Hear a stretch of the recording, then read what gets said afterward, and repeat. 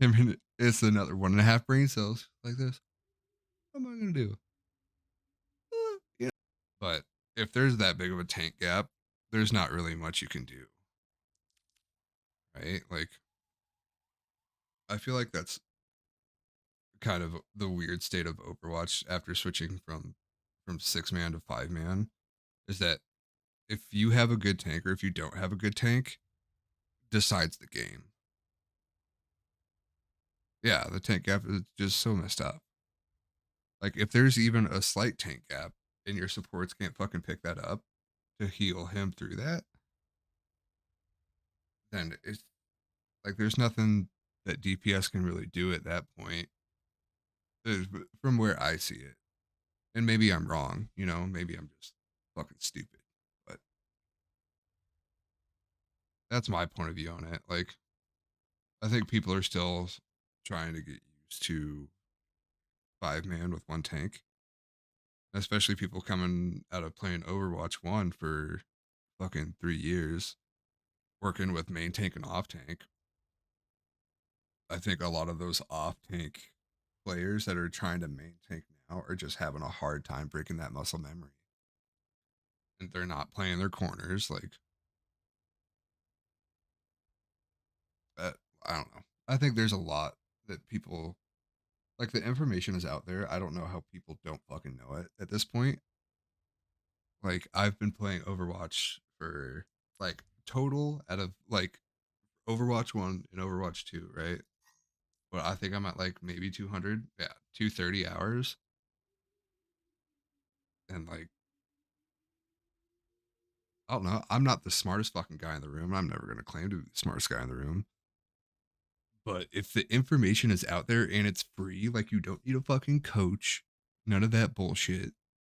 Like, good on them for trying, like the people that are trying to coach people, like, get your bag, brother. Like, no big deal there. But you don't need a fucking coach.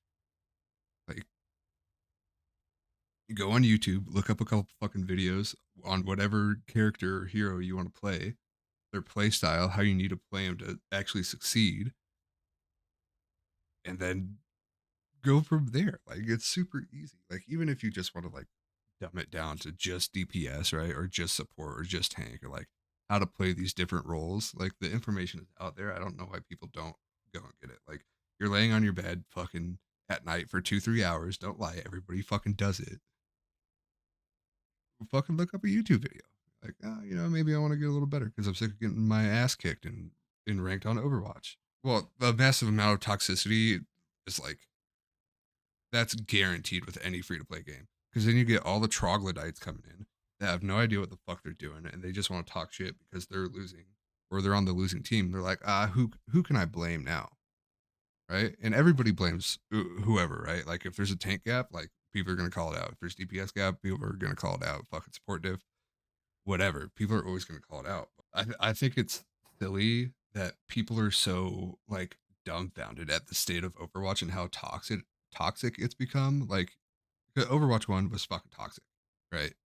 There's no doubt about that. Like nothing has changed. It's just the sheer amount of players that have come to the game. They play it for fucking 10, 20 hours maybe, and then they drop it. Like they're toxic for 10 to 20 hours and then they drop. But there was such a big influx of players when it went free to play that it was more exaggerated as soon as it went free to play. Like and you can look at different games like Rocket League too. Like that game is free to play now and it's super toxic. But it's always been toxic no matter what. And then you have people on there that have fucking 10,000 hours and they're flying through the air. Their car's fucking doing this shit. They're hitting it off the backboard 12 times into your goal from like the weirdest off angle you've ever seen in your life. Yeah, and CS:GO too. Valorant's toxic too. Like it I think it's kind of a given with any free to play game. Like there can be blame like put on whatever, right? But what it comes down to and what I think the biggest fucking issue with people going on huge loss streaks and getting toxic and getting pissed at their teammates, like maybe don't get pissed at your teammates if you're not even like pinging or trying to communicate because if you have one team and nobody's communicating, right? and the other team just has two people that have mics and are actually talking and trying to communicate, they're gonna win 95% of the time. I'm just putting that out there. 95% of the time, if the opposite team has just two people talking and communicating with each other, even if they're not like really communicating about the game, but they're getting more in sync, right? As they're going on throughout a conversation, that team is going to win compared to a team that's not communicating at all. Like even if you throw one or two, yeah, comms over mechanical skill 100% of the time. If you can get five players that are somewhat, even like the most minuscule amount coordinated, they're going to win. Comms over mechanical skill 100% of the time is going to win you a match.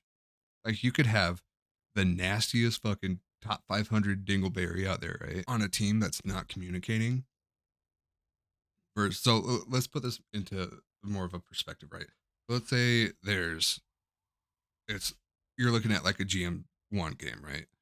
One person is top 500. Everybody else is trying to get there, right? The guy that's top 500 is on a team that's not communicating at all, and then you have a team that's of similar mechanical skill, right? Maybe not like obviously not to the point of top 500. Two or three of them are communicating throughout the game. They're gonna win every fucking time. Like, yeah, you can rely like people that play the game for 6,000 hours at that point. Like, your game sense is there. Like, it's apparent that you know what's going on and you know flank routes and you know like how to predict players, right? But that can only get you so far up the ladder. And without comms, like you may not get diffed, right? But you're gonna lose.